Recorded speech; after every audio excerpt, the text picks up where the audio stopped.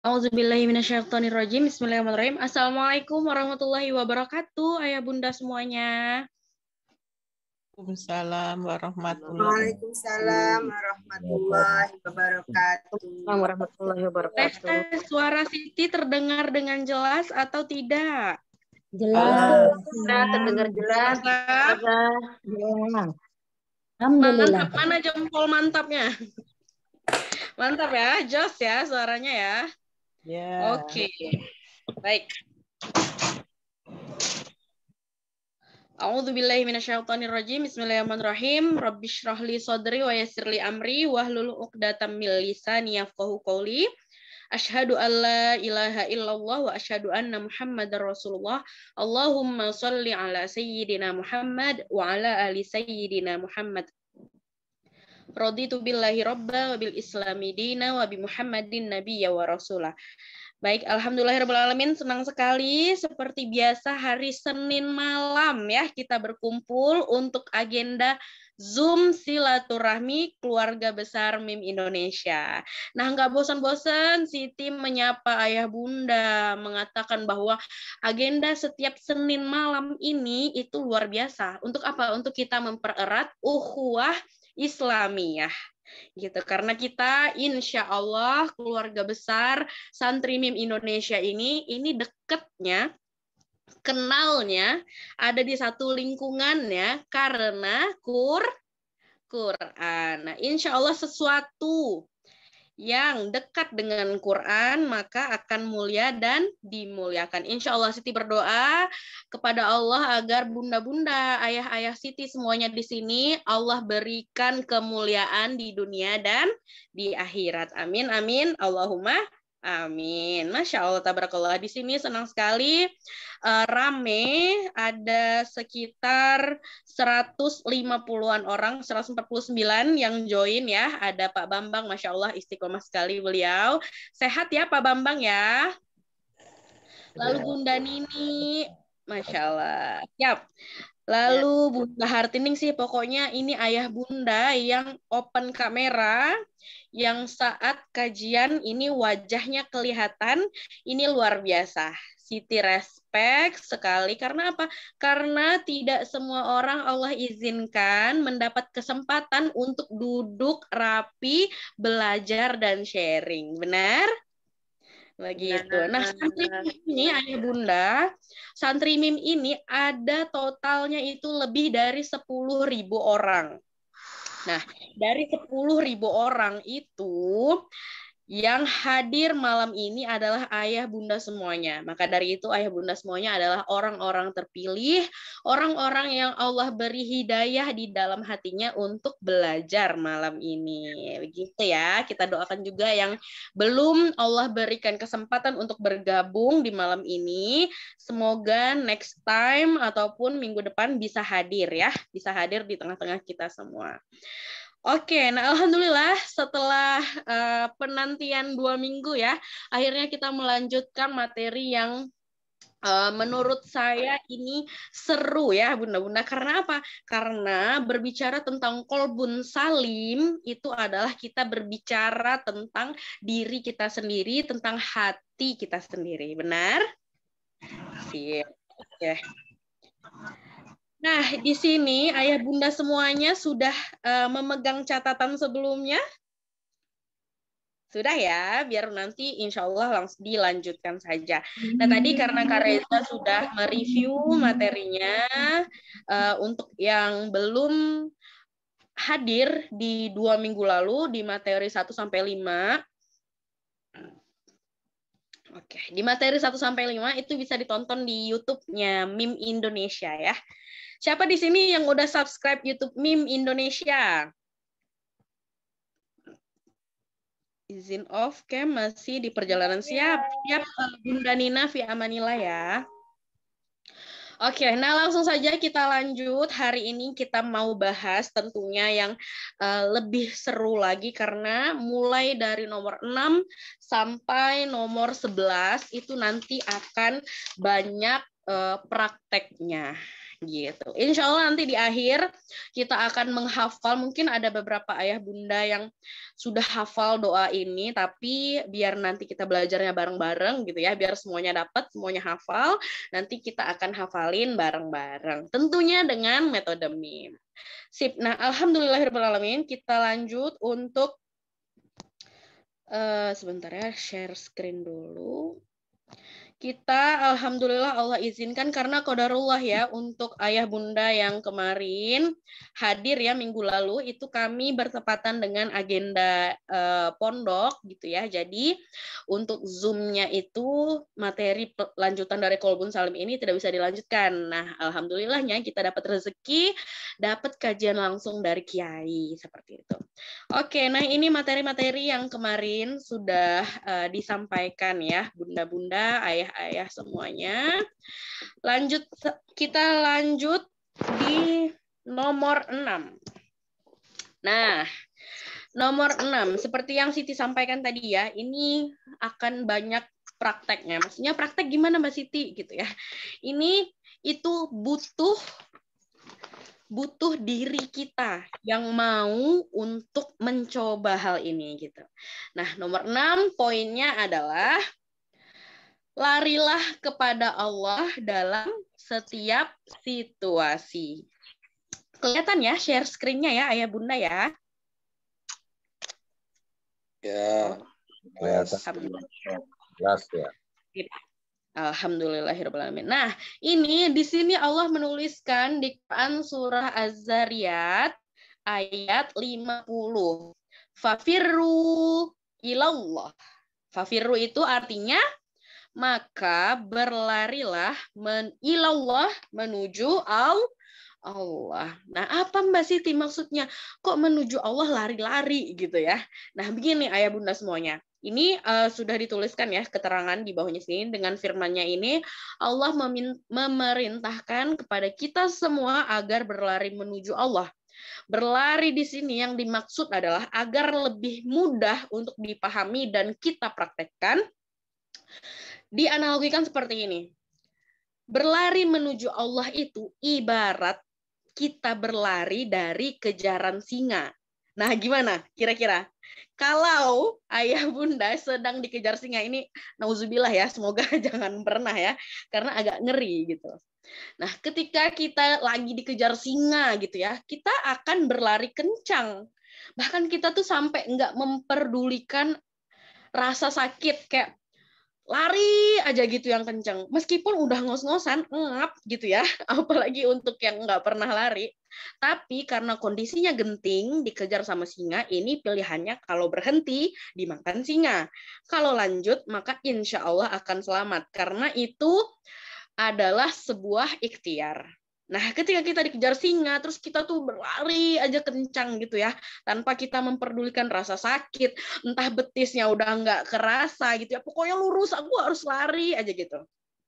Nah, ini kita nggak lihat tuh kanan kiri ada apa, ada makanan favorit kita, ada abang-abang somai, ada yang jual cilok, ada yang jual misal Gen Z gitu ya, Gen Z sukanya pizza gitu ya, seblak misalnya. Itu di kanan stop ya ngobrol mulu udah. Siapa yang dengerin rumah doang. Oke, Alvan, ada yang bocor ya kayaknya tadi ya. Meskipun itu adalah favorit kita, di kanan di kiri ini ada favorit kita banget gitu. Itu kita tetap nggak pedulikan karena apa? Satu, tujuan kita bebas dari kejaran singa. Kita fokus aja. Nah, itu tuh bukti orang fokus adalah dia fokus aja ke tujuannya. Tujuannya apa? Bebas dari singa kan? Nah, makanya dia nggak memperdulikan apa tuh distraksi dari kanan kiri itu dia nggak memperdulikan sama sekali. Nah, begitulah maksud Allah di ayat ini. Allah pengen saat mengejar Allah gitu ya, itu kita fokus, kita nggak ada tuh rasa peduli sama bujuk rayu dunia. Padahal kita tahu dunia ini hanya sementara, sedihnya sementara, bahagianya sementara. Abis nangis nanti happy. Abis happy nangis lagi. Bener nggak? Ada nggak yang selama hidupnya sedih terus? Tidak. Tidak ada. Nggak ada ya? Nggak ada gitu. Pun begitu juga yang happy. Nggak ada orang yang hidupnya happy terus. Pasti ada sedihnya. Nah, gitu ya. Kunci jawabannya apa nih? Karena begini, ayah bunda semuanya. Ketika kita berlari menuju Allah, itu pasti ada godaan di kanan dan di kiri. Ada distraksi. Nggak boleh kita jalannya cuma lurus aja gitu. Pasti ada kerikil, ada lubang kecil mungkin gitu. Nah, tapi ketika kita pengen hati kita menjadi kolbun salim ataupun hati yang sehat, hati yang damai, hati yang tentram gitu ya. Nah, itu Allah pasti akan beri ujian. Nah, tadi sudah disampaikan, ada yang happy terus. Ada yang happy lalu sedih. Ada yang sedih lalu happy. Nah, itu berarti Allah itu menguji kita terhadap kebaikan dan keburukan. Itu insya Allah nanti akan didetailkan lebih lanjut di poin selanjutnya. Nah, tapi ketika kita sedang berlari menuju Allah, ada 2 kunci jawaban. Nah, ada yang tahu kunci jawabannya? Di Quran surah Al-Baqarah ayat 45, ada yang tahu apa bunyinya? Wasta'inu bisabri wassalah. Masya Allah, tabarakallah. Siapa itu yang jawab? Luar biasa ya. Nah, Quran surah Al-Baqarah ayat 45 ini kunci jawaban yang insya Allah kalau setiap ada kejadian apapun dalam kita, kalau kita berpegang teguh dengan 2 ini, insya Allah akan mudah gitu. Meskipun jalannya tidak mudah, tapi kita melewatinya dengan hati yang lapang. Ketika hati sudah lapang, maka semuanya terasa mudah, terasa ringan, enteng gitu ya. Nah, ini kunci jawabannya adalah sabar dan sholat. Wasta'inu. Nih, di sini Allah sebutkan wasta'inu. Dan mohonlah pertolongan kepada Allah bisobri, dengan sabar, wassalat, dan sholat. Nah, cukup sebenarnya 2 itu aja. Tapi kalau disempurnakan dengan poin yang ketiga ini, maka akan sempurna. Apa itu poin ketiga? Ini. Ada kejadian, ada masalah, sabar. Sholat gitu ya, ngadu sama Allah. Nah, ketika kita udah ngadu, kita sama Allah, terus kita udah sabar gitu. Ada 1 agar sempurna, yaitu tetap bersyukur. Contoh, gitu ya. Contoh, misal kita Allah uji dengan sebuah penyakit, gitu. Allah uji dengan sebuah penyakit. Nah, terus kita sabar menghadapinya. Oh, oke. Mungkin saat ini Allah lagi pengen laundry saya. Karena sakit itu menggugurkan dosa. Sakit itu menggugurkan dosa. Terus kita sholat aja, kita ngadu, ya Allah, Engkau tahu yang terbaik gitu ya. Nah, terus udah sabar, udah sholat, kita kunci dengan kesempurnaan yang ketiga, yaitu tetap bersyukur. Ya Allah, alhamdulillah meski sakit, tetap bisa sholat, tetap bisa kumpul sama anak-anak. Ada kok yang lagi sakit, itu misalnya di ruang ICU, dijenguk aja nggak bisa sama keluarganya. Nah, ketika kita udah menyempurnakan dengan kunci yang ketiga, yaitu bersyukur, maka insya Allah semuanya akan jauh lebih enteng, jauh lebih mudah kita menghadapinya. Nah, itulah seni kita dalam menata hati. Nah, makanya kolbun salim tadi ya. Ini makanya sih tadi bilang, poin 6 sampai 11 ini banyak prakteknya. Gitu. Nah, ini aja satu poin gitu ya, satu poin berlari kepada Allah, itu aja ada 3 yang harus kita lakukan. Harus sabar, harus sholat, harus bersyukur. Nih, bagaimanapun kondisinya, sesakit apapun rasanya, sederas apapun air mata mengalir gitu ya, niscaya Allah langsung yang akan memberi kekuatan ketika kita menghadapi masalah, tapi kita larinya kepada Allah, bukan lari ke yang lain. Gitu. Sip, dapat ya Ayah Bunda ya untuk poin ke-6. Dapat dipahami? Sip, oke. Alhamdulillah. Kita lanjut yang ke-7. Nah, tadi kita ketika menghadapi sesuatu gitu ya, kita lari kepada Allah. Kita lari menuju Allah sekencang-kencangnya, sefokus-fokusnya gitu. Nah, selanjutnya poin yang ke-7 adalah nggak cukup kita ada sesuatu kita cuma lari kepada Allah, tapi ada satu yang harus kita lakukan, yaitu poin ke-7. Apa? Jadikan Allah sebagai prioritas.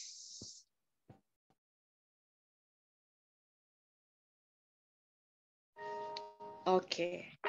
Nah, ketika kita menjadikan Allah ini sebagai prioritas, gini aja, sebelum kita masuk ke sini ya, contoh. Misalnya, Siti punya seorang suami. Nah, suami Siti itu sibuk banget gitu ya, sibuk banget. Pokoknya kontak di WhatsApp-nya itu pasti koordinasi tentang pekerjaan. Ada 500 grup gitu. Nah, terus chat Siti masuk ke HP suami. Gitu. Sampai sini jelas ya. Chat Siti masuk ke HP suami, ke WhatsApp suami. Nah, masuklah di situ pesan dari Siti di antara tumpukan ratusan chat dari koordinasi pekerjaannya beliau gitu ya, suami.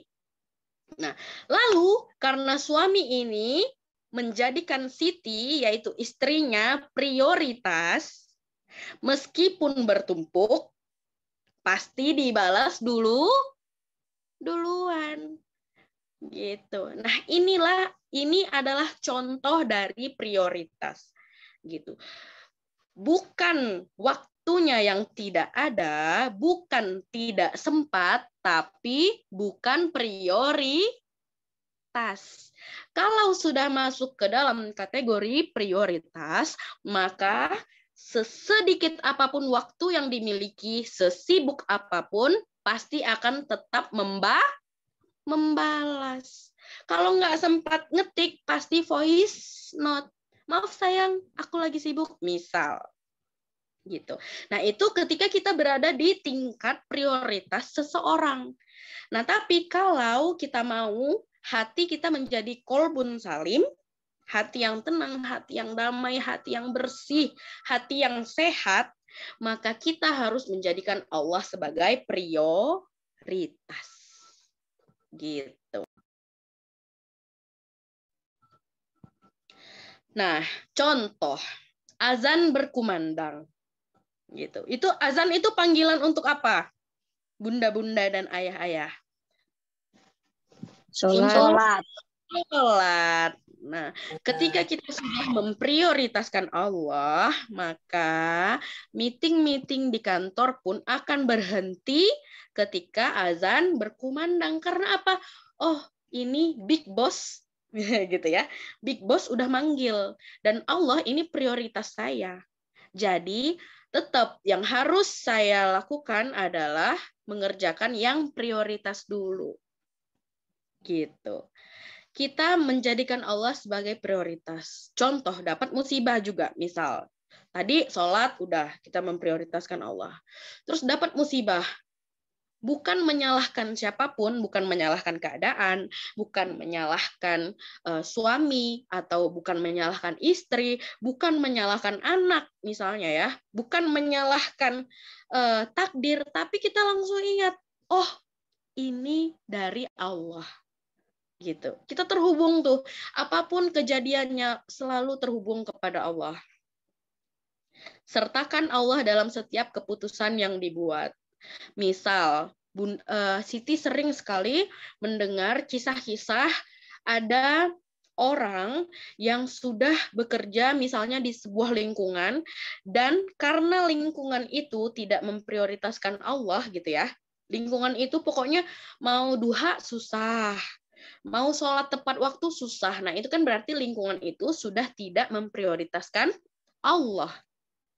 Nah, terus galau nih satu orang ini. Apakah resign atau tetap di situ gitu. Kalau tetap di situ berarti dia mengorbankan STW-nya, mengorbankan sholat sunnah kayak duhanya gitu yang terlewat gitu kan. Nah, terus dia galau. Nah, ketika mengambil keputusan selalu libatkan Allah gitu. Apa nih kepentingan Allah yang ada di sini gitu. Ya Allah, jadi tuh diniatkan gini. Ya Allah, hamba memutuskan untuk resign dari sini agar hamba bisa sholat tepat waktu. Agar hamba duhanya enggak kejar-kejaran. Nah, gitu. Itu tuh salah satu contoh kita mengambil keputusan, kita melibatkan Allah. Kita mengambil keputusan itu, kita melakukan hal itu semata-mata hanya untuk Allah dan menyenangkan Allah. Insya Allah kalau kita menjadikan Allah sebagai prioritas, maka insya Allah kita juga menjadi hamba yang prioritas. Nah, misalnya bunda-bunda nabung di bank gitu ya, atau menjadi langganan prioritas gitu. Nah, itu pasti didulukan kan? Oh, ini mau apa gitu. Nah, pasti kan didulukan. Begitupun kita. Kalau kita sudah menjadi hamba prioritas, maka Allah akan, kalau kita berdoa itu Allah langsung kayak, oh hambaku minta ini gitu. Tentu saja untuk menjadi hamba yang prioritas gitu, kita harus istiqomah, harus punya hati yang jernih dulu. Gitu ya, bunda-bunda ya. Sip. Poin yang ke-6 tadi apa? Berlari menuju Allah. Terus yang ke-6. Ya, 6. Terus yang ke-7 menjadikan Allah sebagai Prioritas. Bukan nomor sekian ya, bukan nomor sekian tapi yang utama, paling utama. Sip. Masih sanggup lanjut? Lanjut nggak? Siap. Lanjut. Ya Allah, sip. Seneng nih kalau semangatnya gini.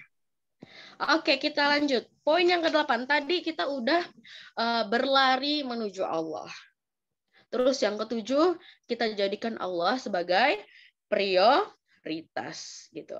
Nah, terus tadi udah ya, kita menjadikan Allah sebagai prioritas. Terus poin yang ke-8 adalah kita atur waktu kita hanya untuk kegiatan yang bermanfaat. Nah, ini kita coba pelajari gitu ya tentang waktu. Satu orang dikasih Allah waktu dalam satu hari itu berapa jam? 24. 24? 24 jam. 24 jam. Oke. Semua orang di bumi ini gitu ya, Allah memberi waktu 24 jam. Ada yang dikasih 26 jam? Ya. Tidak. Alhamdulillah. Oke, berarti kita sama. Kita atur waktu kita yang 24 jam ini hanya untuk hal-hal ataupun kegiatan yang bermanfaat. Nah, jangan sampai kita buang-buang waktu tanpa manfaat. Nah, Mbak Siti, ngomong-ngomong waktu nih. Nah, apa sih waktu itu? Nah, ada yang tahu nggak waktu apa? Siapa yang bisa bantu Siti? Wal asri innal insana lafi khusr. Oke, sip. Nah, ada lagi? apakah waktu itu? Apa itu waktu? Ada yang bisa bantu? Al-waktu kasoib, waktu itu seperti pedang. Masya Allah. Ini langsung ini bahasa semua ya. Masya Waktu Allah. adalah uang. Mantap. Waktu adalah uang. Cuan ya Pak ya. Pak siapa itu tadi? Memang bapak-bapak, apalagi ini pertengahan bulan gitu ya. uang gitu. Oke. Nah, waktu ini di slide setelahnya. Waktu itu Sesuatu yang paling berharga. Masya Allah. Sip. Oke. Waktu adalah ini. Anda. Kesempatan. Oke. Waktu adalah ibadah. Masya Allah. Luar biasa. Memang beda ya. Memang beda jawaban santri mem ini. Oke. Nah, apa itu waktu? Nah, waktu adalah investasi terbesar dalam hidup ini. Gitu. Nah, kenapa kok dibilang investasi Mbak Siti gitu ya? Nggak ada tuh menghasilkan rupiah-rupiah dari waktu gitu ya. Gitu. Kalau gini aja Ayah Bunda, kalau misalnya kita tadi berbalik ya ke yang ini, mengatur waktu hanya untuk kegiatan yang bermanfaat. Bayangin, misal waktu kita 8 jam itu misal untuk tidur gitu ya. Terus 16 jam lainnya untuk kita bekerja. Nah, bayangin kalau waktu 16 jam ini tidak kita manfaatkan. Kita cuma leyeh-leyeh aja gitu. Memang ada rezekinya gitu ya. Memang ada rezekinya, makan, perut tercukupi gitu ya. Nah, tapi itu tidak bermanfaat. Nah, sebaik-baiknya manusia adalah manusia yang bermanfaat untuk orang lain. Jadi, dalam membagi waktu yang merupakan investasi kita dalam hidup ini, itu kita harus bijak. Gitu. Ada 4 aspek yang harus kita bagi waktunya dengan cermat, dengan cerdas, dengan ideal. Gitu. Apa aja 4 poin itu? Ibadah. Nah, ini ibadah itu harus kita atur waktunya. Makanya sholat itu ada waktunya ya, bunda-bunda. Enggak yang dalam satu waktu itu bisa kita sholat gitu berapa rakaat untuk 7 hari ke depan. Nah, itu nggak bisa. Gitu. Makanya di sini dalam segi ibadah kita yang 5 waktu itu Allah benar-benar mengatur sedemikian rupa untuk kita. Bayangin. Saat kita tidur, nyenyak-nyenyak gitu ya. Nyenyak, tiba-tiba terpaksa bangun untuk sholat subuh. Gitu. Terus kita lagi hektik, bekerja, ini, itu, meeting, sana, sini, telepon konsumen, deal-dealan. Tengah hari, itu disuruh berhenti. Sholat zuhur. Sholat zuhur. Terus, lagi hektik juga, masih meeting di tengah-tengah, apalagi waktu kerja cuma tinggal beberapa jam lagi gitu ya. Disuruh break dulu, nggak peduli sesibuk apa. Azan lagi, sholat asar. Nah, setelah selesai kerja, pangpung gitu ya.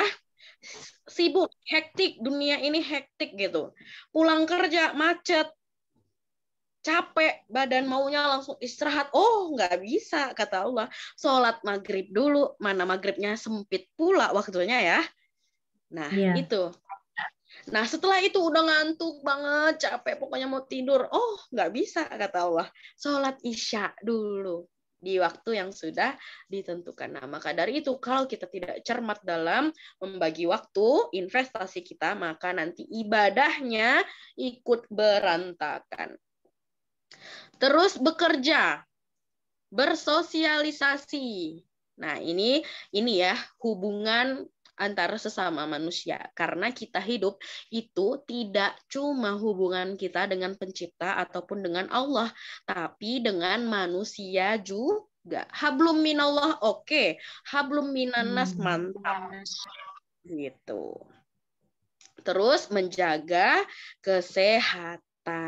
Dalam hal ini misal olahraga gitu. Nah, ini 4 aspek penting dalam kehidupan ini harus kita bagi gitu. Waktunya beribadah ya beribadah. Hatinya full heart saat beribadah. Saat bekerja, hatinya juga full heart untuk memberikan yang terbaik gitu. Saat bersosialisasi ya udah full heart, hatinya tuh full di sosialisasi itu gitu. Menebar kasih sayang ke tetangga, berbagi gitu ya. Tetangga sakit dijenguk gitu. Tuh. Terus menjaga kesehatan. Nah, kenapa kita harus menjaga kesehatan? Karena untuk ibadah itu kita butuh badan yang prima. Pernah nggak ayah bunda merasakan kok kayaknya pas sakit nih ibadah tuh jadi nggak afdol, sakit semua badan gitu ya. Nah itu tuh makanya Rasulullah sampai ada itu ya, sampai ada tips sehat ala Rasulullah. Nah itu di sini Siti nggak bahas itu karena bukan ahlinya gitu. Nah itu bisa dilihat materi-materi tentang dari Dr. Zaidul Akbar yang beliau memang hidup sehat ala Rasulullah gitu. Nah itu harus dipelajari gitu karena kalau kita nggak belajar, Guru Siti pernah menyampaikan bahwa stop jadi orang awam, jangan mau jadi orang awam. Ilmu-ilmu itu bertebaran di Al-Quran ada, kalau sekarang udah zaman teknologi itu ada di YouTube gitu ya. Nah, itu kita belajar gimana sih Rasulullah dulu hidup gitu ya. Bagaimana cara beliau menjaga kesehatan gitu. Bagaimana cara beliau kisah-kisah beliau dengan para sahabat itu gimana? Perhatiannya Rasulullah sama tetangga, sama sahabat gitu. Nah, itu ada gitu. Tinggal kitanya mau apa enggak mencari tahu dan mempelajarinya. Oke. Nah, terus ini membuang waktu sama dengan menyia-nyiakan investasi.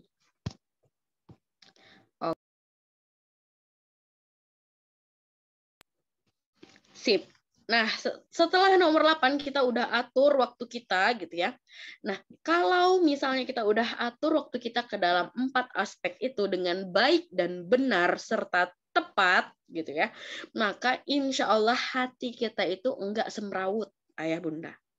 Nah, ini kalau tips yang nomor 8 ini kita lakukan, insya Allah itu akan teratur, rapi gitu, tenang hidupnya.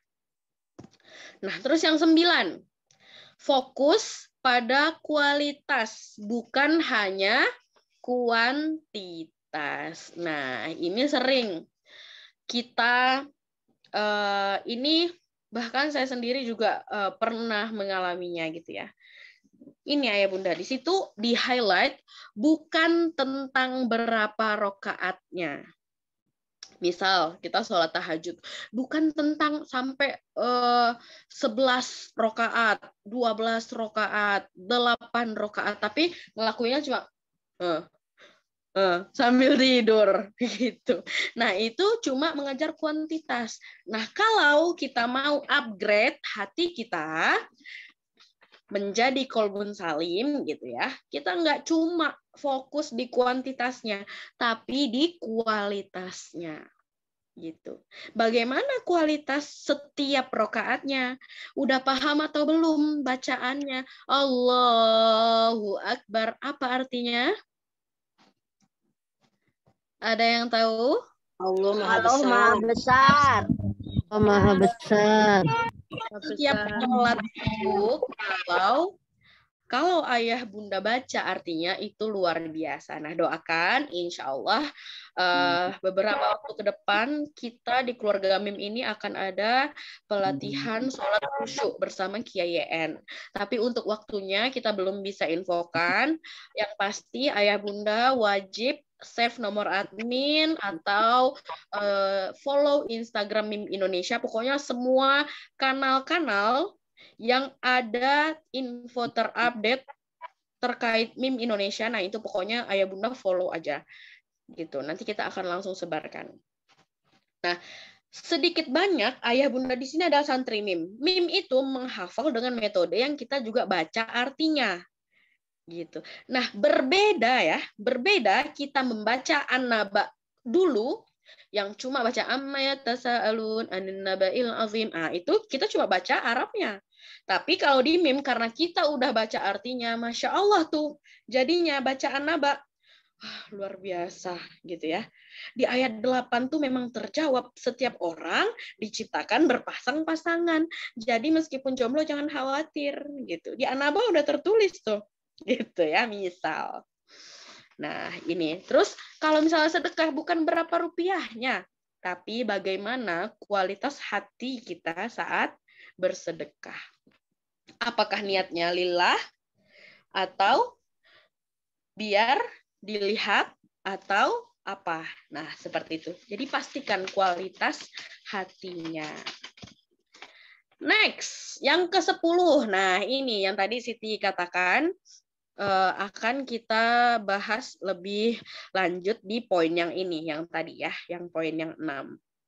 Cek hati secara berkala. Istilahnya heart check up. Gitu. Jadi bukan cuma ada medical check up ya. Bukan cuma ada medical check up, jantungnya sehat apa enggak, tulangnya sehat apa enggak gitu ya, misal kolesterolnya berapa, asam uratnya berapa, enggak cuma itu yang ada, yang harus di check up. Tapi hati kita juga harus kita cek secara berkala. Nah, jangan mencintai apa yang Allah tidak cintai. Gitu. Terus jangan melakukan apa yang Allah larang. Gitu. Ini step untuk kita ngecek hati kita. Apakah saya ada mencintai sesuatu yang tidak Allah cintai ya? Misal, cinta banget makan makanan yang belum ada label halalnya. Itu kira-kira Allah cintai apa tidak? Tidak. Layarnya belum pas. Gimana maksudnya, Bu? Tidak. Ini Bunda Isma gimana? Sudah aman ya? Layarnya aman ya? Aman. Oke, skip. Nah, gitu. Terus selama ini saya itu udah melakukan apa yang Allah perintah atau masih ada ya yang Allah larang tapi masih saya lakukan. Contoh, masih melakukan atau terjebak riba. Padahal jelas-jelas Allah melarang itu. Gitu, itu contoh. Insya Allah ayah bunda di sini udah nggak ada nih yang terjebak riba, ya. Kalaupun memang masih ada, kita doakan, minta banget sama Allah, ya Allah, hamba tahu ini salah, hamba tahu ini engkau larang, engkau kecam, engkau nggak suka ya Rob. Mohon ya Allah bantu, bimbing, beri petunjuk agar hamba terbebas dari riba. Gitu. Nah, itu harus didawamkan secara sadar ataupun tidak sadar, itu harus kita minta. Karena Allah Maha Pemberi gitu. Allah Maha Kaya, tidak ada yang mustahil bagi Allah. Gitu ya. Sip. Nah, jangan sombong. Nah, ini hati-hati. Hati-hati dengan hati.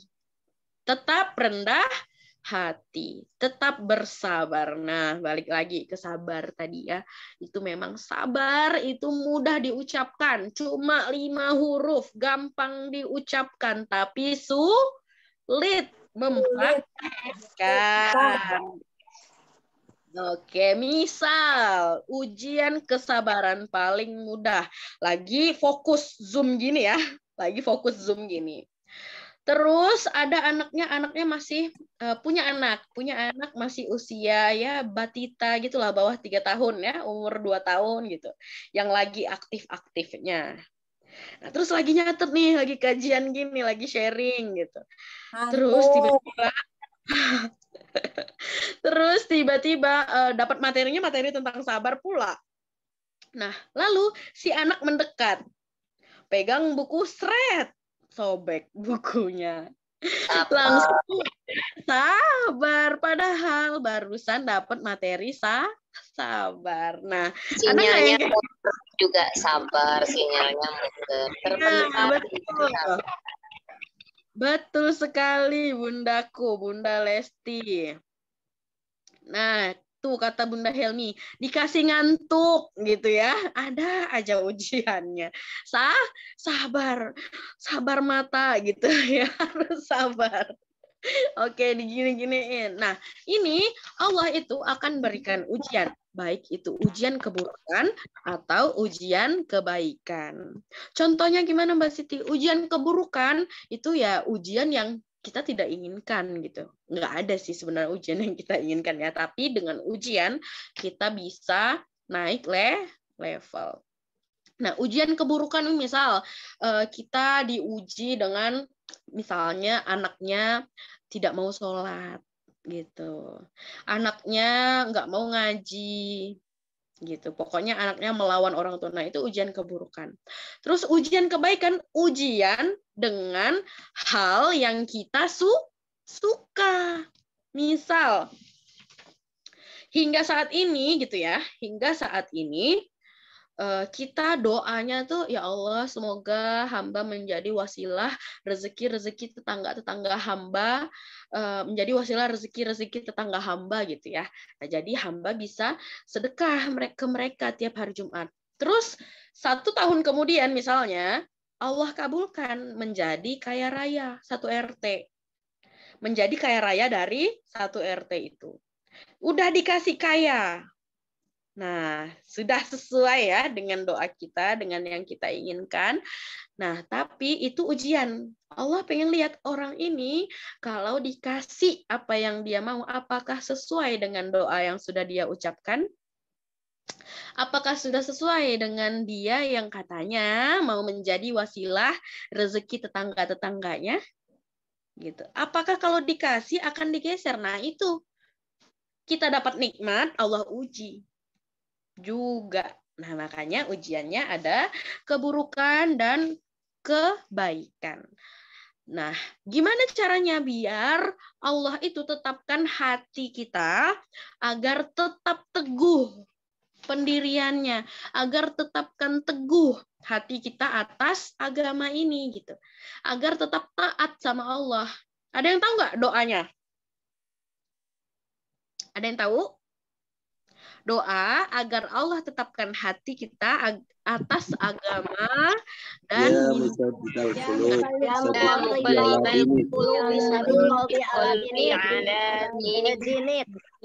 Masya Allah, pinternya.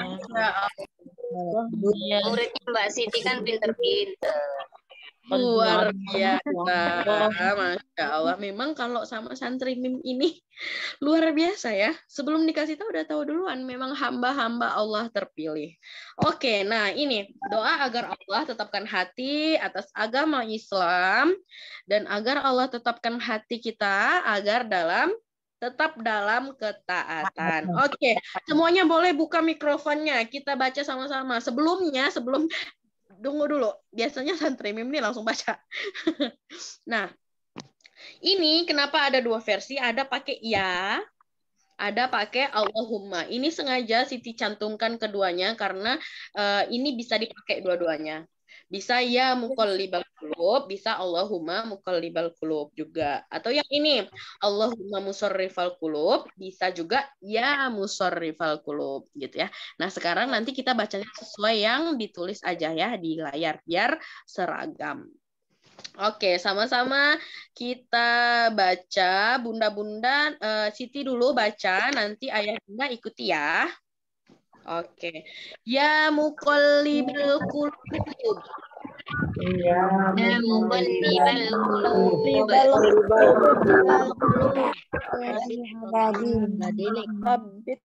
Sabbit qalbi ala dinik.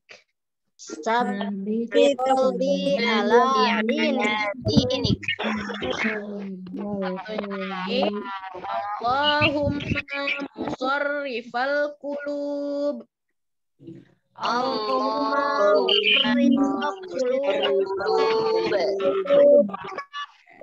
sarrif qulubana ala ta'atik. Bit kulubana Ana boat. Oke. Tabarakallah. Nah, sekarang ya muqallibal qulub, wahai zat yang maha membolak-balikkan hati. Nah, ini udah jelas ya, memang hati kita itu terbolak-balik ayah bunda. Enggak ada yang terus tinggi imannya. Kadang kita futur, kadang kita Masya Allah gitu ya. Ya muqallibal qulub, wahai zat yang maha membolak-balikkan hati. Bahkan kita tuh nggak tahu loh, nanti di akhir hayat kita apakah tetap memeluk agama Islam atau tidak. Makanya doa ini harus selalu kita dalamkan. Kita minta sama Allah. Ya muqallibal qulub, tsabbit qalbi ala dinik. Teguhkanlah hatiku di atas agamamu. Allahumma musarrifal qulub, wahai zat yang memalingkan hati kami. Sorrif, ini sorrif ya. Sorrif kulubana ala ta'atik. Palingkanlah hati kami kepada ketaatan beribadah kepadamu. Gitu. Nah, di sini bisa sabit kolbi, saya gitu ya. Hatiku. Atau sabit kulubana. Gitu. Itu boleh untuk yang rame-rame gitu. Nah, ini boleh di screenshot ayah bunda, boleh dijadikan bacaan setiap habis sholat sebelum tidur, itu boleh. Karena apa? Kenapa kita selalu minta? Karena pada saat zaman dahulu kala pun, saat zaman Rasulullah, tidak sedikit yang kita tahu selama masa hidupnya dia udah beriman, udah menemani Rasulullah, tapi sejengkal lagi menuju kematiannya atau ajalnya dia murtad. Ada juga yang selama hidupnya dia berbuat maksiat, tapi sejengkal menuju ajalnya dia bertaubat, maka masuk surga. Nah, kita nggak pernah tahu seperti apa nanti kita wafat gitu ya. Nah, Siti nggak tahu apakah nanti wafatnya tetap dalam keadaan Islam, iman dan ihsan, atau sebaliknya, nauzubillah. Nauzubillahi min dzalik. Makanya kita selalu minta sama Allah gitu ya. Semoga kita semua Allah wafatkan dalam keadaan husnul, dalam keadaan Islam, iman, ihsan. Kita juga anak-anak, cucu, keturunan kita semua. Dan nanti Allah kumpul sama manusia paling agung, baginda Rasulullah Muhammad Sallallahu Alaihi Wasallam. Allahumma sholli ala Muhammad wa ala ali Muhammad. Oke, nah ini sudah ya. Ini nanti silahkan dihafal. Kalau dibaca saat sujud gimana Kak Siti? Gimana Bun? Kalau dibaca saat kita akhir sujud boleh enggak? Dibaca saat kita akhir sujud. Biasanya sama itu minta husnul khotimah, sama minta dibaca saat sujud dalam sholat. Ya. Nah, ini Siti menjawab sesuai dengan yang pernah Siti tanyakan ke Ustadz Siti ya, bunda-bunda ya. Jadi Afwan, kalau misalnya ada tambahan dari yang lain juga boleh. Nah, ini sedikit tambahan ya di luar materi ini. Jadi ketika kita sedang sujud gitu ya. Jadi dalam sholat itu ayah bunda, ketika kita membaca sesuatu tapi tidak ada di dalam rukun sholat, ataupun pokoknya dia nggak termasuk bacaan sholat, tapi kita ucapkan, itu bisa membatalkan sholat. Karena itu termasuk membaca yang bukan bacaan sholat. Nah, bagaimana caranya Siti? Biasanya juga setiap sujud terakhir dari dulu gitu ya. Dari dulu itu setiap sujud terakhir pasti berdoa. Nah, terus pas ditanyakan itu nggak boleh doanya itu kita bersuara. Jadi dilafalkan gitu tuh secara zohir itu nggak boleh. Secara jelas gitu ya. Misalnya lagi sujud.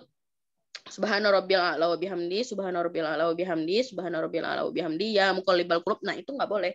Itu bisa membatalkan sholat. Karena itu termasuk di luar bacaan sholat. Tapi bacanya di dalam hati aja. Gitu. Kalau misalnya Siti selama ini di sujud terakhir itu tetap berdoa, makanya agak lama biasanya di sujud terakhir itu doa minta banyak-banyak, terus bacanya itu dalam hati tapi jangan dikeluarkan. Nah, wallahu a'lam bishawab ya. Kalau misalnya Siti itu seperti itu dan sudah ditanya ke Ustadz itu boleh. Itu tapi tetap dibaca, tidak disuarakan. Karena itu enggak termasuk bacaan sholat bunda-bunda. Maka hati-hati ya. Nah, gitu. Ini wallahu a'lam bishawab. Nanti boleh ditanyakan kepada ustadz terdekat di masjidnya itu juga silahkan gitu ya. Oke, pertanyaan apa itu? Ustazah, adakah doa untuk hati yang sedang sedih? Masya Allah, tabarakallah. Kalau hati sedang sedih, ini cukup buka Quran. Caranya biasanya gini. Buka Quran, terus tutup kan, gimana ya? Misalnya, tutup gini. Nah, terus buka aja sembarang. Tapi Quran yang ada terjemahannya. Gitu. Quran yang ada terjemahannya. Quran Mim kan itu ada terjemahannya ya.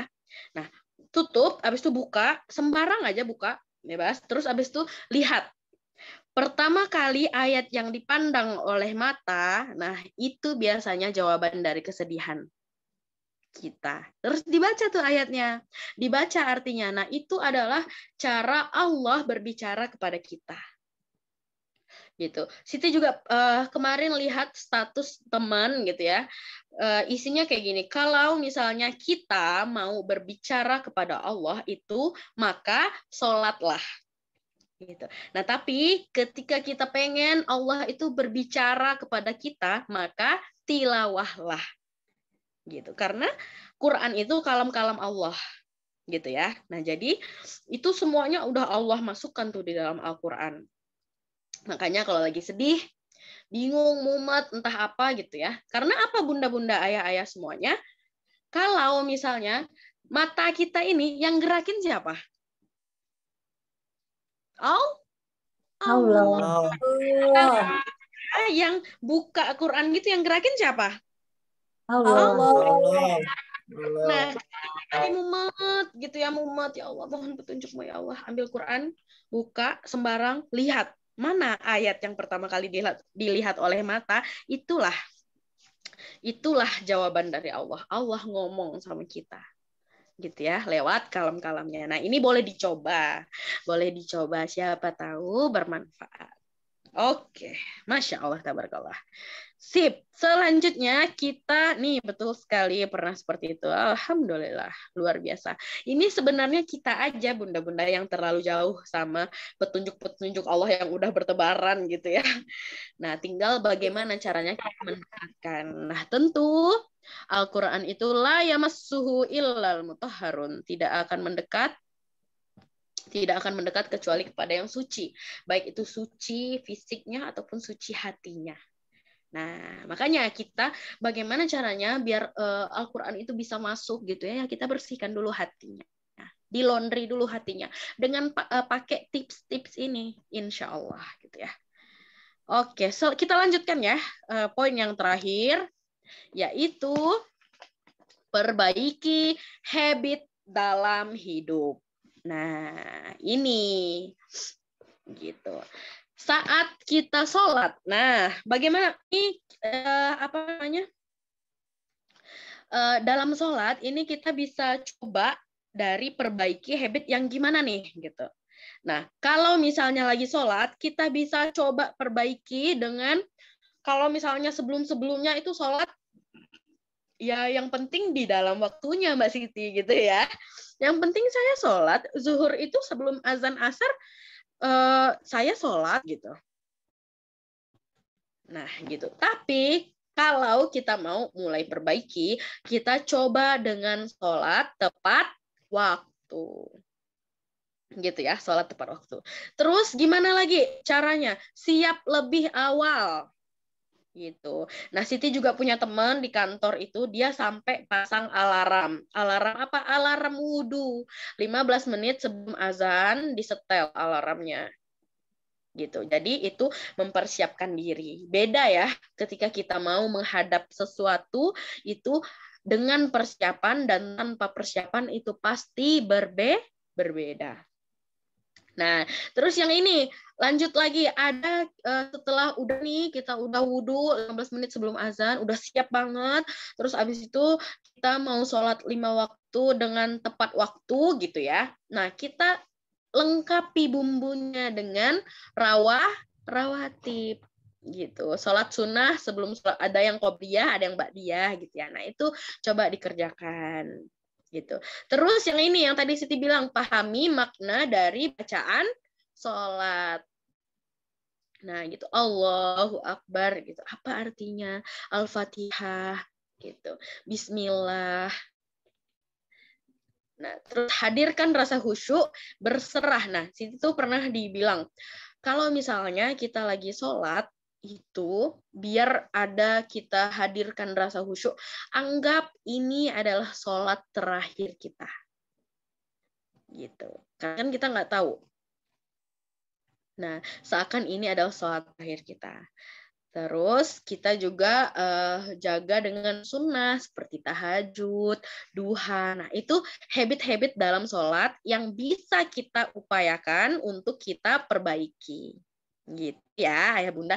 Ini kalau misalnya tidak dilakukan semuanya secara langsung, sangat tidak apa-apa. Yang penting Ayah Bunda misal, oke. 1 minggu ini mau wudhu dulu, yang wudhu dulu aja. Gitu. Udah istiqomah 1 minggu 15 menit sebelum azan tuh udah wudhu, udah siap, udah cantik gitu ya. Nah, terus coba lagi minggu depan. Oh, minggu ini mau coba udah wudhunya tetap, tapi kalau misalnya seminggu udah berhasil jangan dilupakan. Misal minggu ini mau coba wudhu, minggu depan tambah lagi. Ini bahasanya tambah ya, bukan lupakan yang sebelumnya. Udah wudhunya udah clear 15 menit sebelum azan, terus habis itu minggu depan tambah lagi dosisnya, yaitu tambah rawatib. Nah, berarti wudhu 15 menit sebelum azan tambah rawatib. Terus habis itu tambah lagi minggu depan atau bulan depan. Nah, itu jadi harus bertahap. Yang penting dari kita ada kemauan untuk merubah habit. Merubah habit itu tidak mudah, Ayah Bunda. Itu minimal ada riadohnya, yaitu 40 hari. Kalau 40 hari sudah istiqomah, insya Allah itu menjadi habit sehari-hari. Gitu ya. Nah, terus saat berwudu, apa habit-habit saat berwudu yang bisa kita upgrade? Contoh, usahakan untuk tidak batal wudhu. Misal, udah wudhu gitu ya, habis sholat. Terus habis itu setelah selesai sholat, udah kelar semuanya, udah ngaji juga, kebelet pipis misal. Mau buang air kecil atau buang air besar. Nah, setelah buang air kecil atau buang air besar itu, wudhu lagi. Gitu, jangan langsung keluar gitu. Kecuali ibu yang haid ya. Gitu. Nah, itu upaya kita untuk menjaga wudhu agar tidak batal. Terus sebelum keluar rumah, wudhu. Karena apa? Karena kita mana tahu Allah panggil kita saat di jalan, misalnya ke rumah, di jalan, nauzubillah misal kecelakaan, wafat. Nah, itu kita wafat dalam keadaan wudhu. Gitu. Sebelum tidur wudhu dulu. Biar apa? Mana tahu kita wafat dalam keadaan tidur, berarti itu wafat dalam keadaan berwudhu. Meskipun orang tidur itu pasti batal wudhu. Yang penting ikhtiar kita untuk berwudhu dan mensucikan diri. Terus sebelum melakukan perjalanan, pokoknya yang tadi ya keluar rumah, itu wudhu dulu. Sip. Nah, selanjutnya, yang ini mengaji. Ngaji ini Ayah Bunda ikutan metode MIM, keluarga besar MIM Indonesia, itu udah mantap. Udah salah satu memperbaiki habit untuk mengaji. Gitu. Nah, terus silahkan di-upgrade. Hafalkan surah-surah pilihan gitu ya. Nah, kalau dari Babah Siti itu biasanya suruh hafalin Waqiah, Al-Muluk gitu. Terus Yasin, Ar-Rahman, itu harus dihafal. Karena surah-surah itu adalah surah-surah pilihan yang misal kalau Babah itu ngajarin Waqiah itu dibaca habis subuh, Al-Muluk itu dibaca sebelum tidur gitu. Dan segala fadilah-fadilahnya. Surah Yasin, Ar-Rahman gitu. Terus effort kita perbaiki habit dengan mulai perbaiki bacaan Quran. Nah, ini jangan merasa nyaman dengan bacaan kita yang masih berantakan. Karena salah baca, salah arti. Gitu. Makanya Mas Mbak, kakak abang fasilitatornya saat ngajar nge-meme pasti juga diperhatikan kan ya tajwidnya. Gitu. Nah, terus mulai hafalkan doa-doa Nabi. Nah, ini mungkin nanti di Zoom silaturahmi selanjutnya kali ya. Kita fokus bahas doa-doa Nabi yang ada di Quran. Nah, kita berdoa aja itu mustajab. Insya Allah. Apalagi kalau doa ini dipakai sama Nabi. Nabi itu utusan Allah ya, ayah bunda semuanya. Terus selain dibaca sama Nabi, orang-orang pilihan ada pula di Al-Quran. Nah, jadi itu istilahnya udah combo triple barokah gitu ya. Itu insya Allah doanya top chair, mantap. Nah, itu nanti akan kita bahas doa-doa apa aja nih, doa-doa nabi-nabi yang ada di dalam Al-Quran. Nih, terus ini Bunda Santri Mim udah mulai baca Quran ditambah baca artinya juga. Nah, terus yang keempat bersolawat. Solawatnya bebas. Allahumma sholli ala sayyidina Muhammad wa ala ali sayyidina Muhammad atau apapun tuh bebas. Terus saat azan. Nah, saat azan ini kita bisa mulai perbaiki habit kita dengan tidak bicara saat azan. Terus azan itu kalau misalnya Allahu Akbar, nah jawab. Allahu Akbar, jawabnya? Allahu Akbar. Hanya Allah sholat. La haula wala quwata illa billahil azim. Allahu Akbar, Allahu Akbar. Allahu Akbar sama kecuali hayya 'alas shalah. Wa baraka wa anzalika minasyaitin. Oke, nah as-shalatu khairum minan naum, sodakta wa barakta Wa ala Zalika minasyaitin. Masya Allah Bunda, memang luar biasa. Kenapa? Gitu. Bisa apa? Jadi jangan latah. As-sholatu khairum minan naum. As-sholatu khairum minan naum. Nah, latah itu namanya. Bukan itu jawabannya ya. Salah sambung. Gitu. Sip. Nah, Masya Allah. Tidak paham ya. Terus membaca doa setelah azan.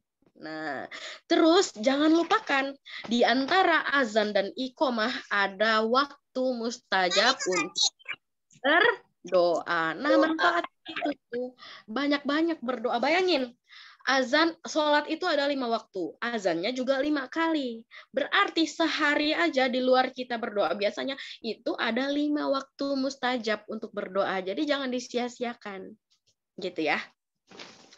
Terus 6, minta doa dan ridho orang tua. Nah, ini mungkin untuk ayah bunda ataupun kakak-kakak, abang-abang yang hidup merantau gitu, sering-sering telepon orang tuanya gitu ya.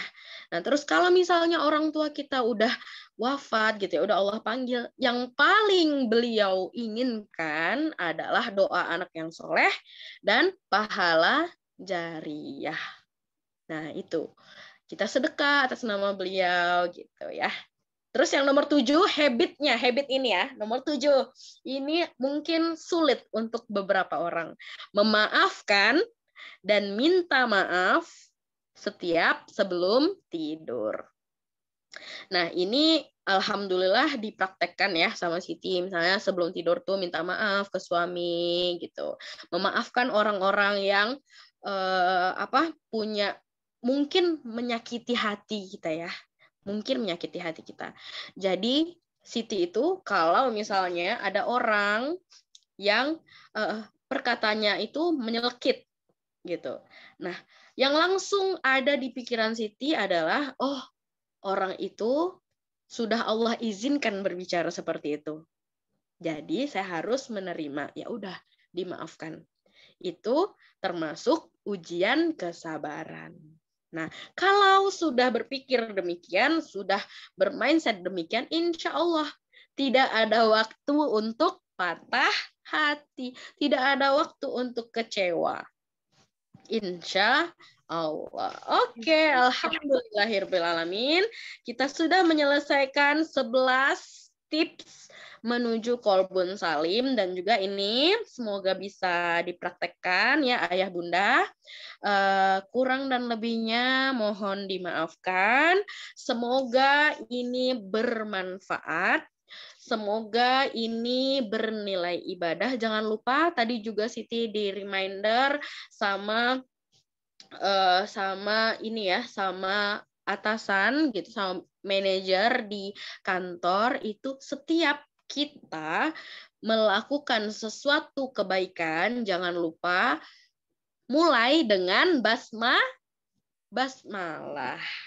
Nah, itu tuh. Jadi ada kajian gitu dari potongan cuplikan dari Ustadz Adi Hidayat yang mengatakan bahwa semua kalau misalnya kita melakukan suatu kebaikan, maka mulailah dengan basmalah. Bismillahirrahmanirrahim. Agar apa? Agar yang kita lakukan itu tetap bernilai kebaikan. Makanya Allah dalam selalu melibatkan Allah dalam. Oke, nah makanya Allah saja dalam memulai Al-Quran yang mana ini berisi kalam-kalam Allah, itu dimulai dengan basmalah. Makanya Al-Fatihah itu ayat yang pertama adalah Bismillahirrahmanirrahim. Bukan alhamdulillahirrahmanirrahim gitu ya. Nah, jadi bahkan Allah saja pemilik penguasa alam ini memulai Al-Quran itu dengan Bismillahirrahmanirrahim di ayat pertama. Maka lucu kalau kita hambanya tidak memulai segala sesuatu dengan basmalah. Oke, mungkin itu aja ayah bunda semuanya untuk Zoom silaturahmi malam ini. Semoga Allah mudahkan, semoga ini dapat ayah bunda mengerti ya.